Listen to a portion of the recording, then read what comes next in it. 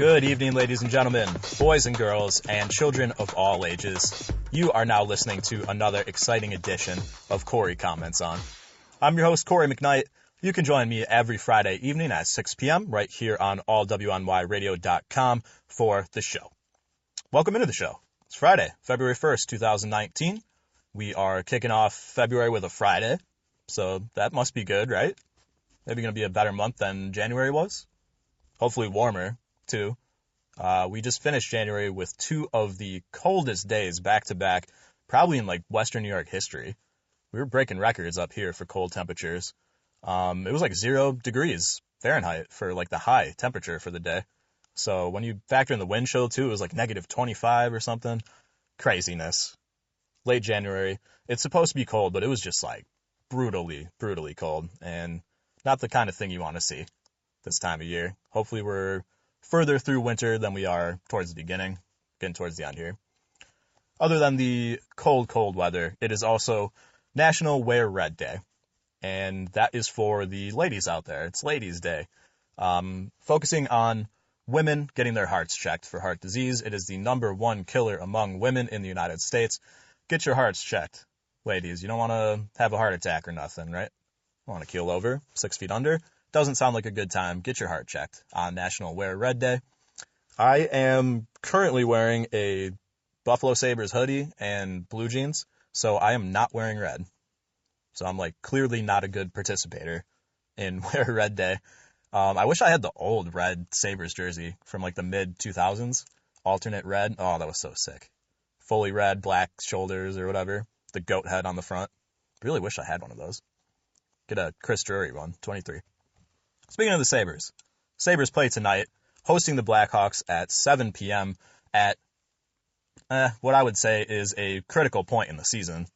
We're losing ground rapidly after a 10-game win streak, and this is the first of a 7-game homestand. So if you're going to turn it around, hopefully right here would be the time. Let's beat the Blackhawks, who are probably one of the worst teams in the league, maybe the worst, which is crazy to say with, they used to be the shit a few years ago. They were always in the playoffs and all that.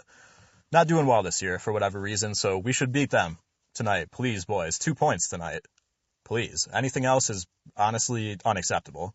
Against a bad team, they're playing a bad goalie, and we got 7 straight games at home. Let's win them all, hopefully, because Sabres have only won 4 out of their last 10, actually, doing some research earlier. And in the standings, things have really changed. We went from competing with Tampa Bay, the team that leads the division, or the conference rather, to falling down several places and having all the teams that we need to beat surrounding us, which is a shitty problem to have. The Boston Bruins, the Montreal Canadiens, and the Toronto Maple Leafs are neck and neck with each other, and now with us, basically. We're only a few points ahead of those 3 teams, and we have to beat them every time we play them, pretty much, to not give them points if we have any hope of making the postseason, which looked like it might be a sure thing a month or so ago, or maybe a month and a half ago, and now it's very much in question. Can the Sabres actually continue the momentum they had earlier in the season, find that groove again, and start to win?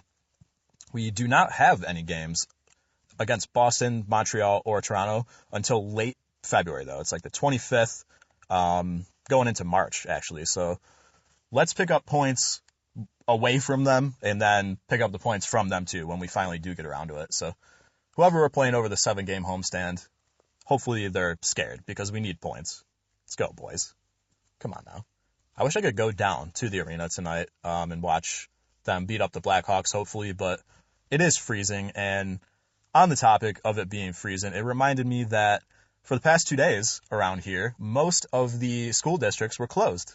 We had like back-to-back snow days for a lot of places in Western New York. And I'll be damned if that ever happened to me. We only got maybe a single day off. Never 2 in a row, I don't think. But it was usually for snow. And this year it was more for the temperatures the schools had to close. There was some snow, like I said, down in the Buffalo neck of the woods, but I feel like that came later, maybe on Wednesday into Thursday, whatever, where it was the cold, really, that forced the kids force the kids. They want to stay home either way, but force the schools to close, I should say. And damn, those little bastards got 2 days off in a row. I'm kind of salty about that.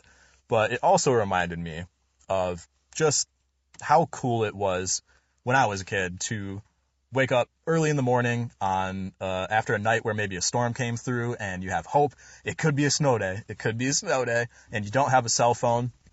Can't look on Twitter in your bed at 4 a.m. on your iPhone like kids do now and just see if your school district is closed immediately.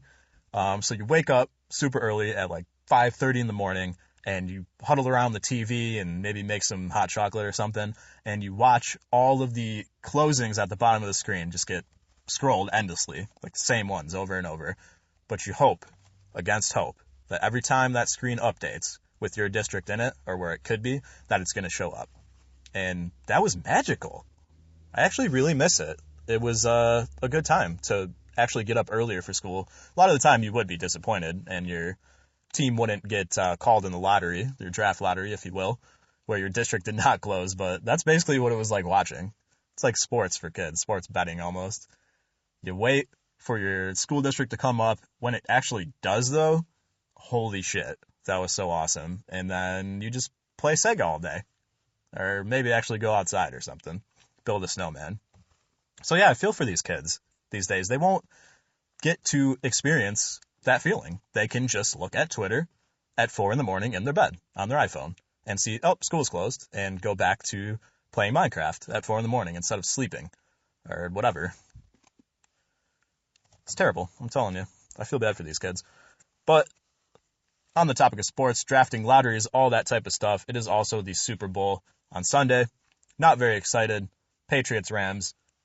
Who cares? Meh. That's how I kind of feel about it.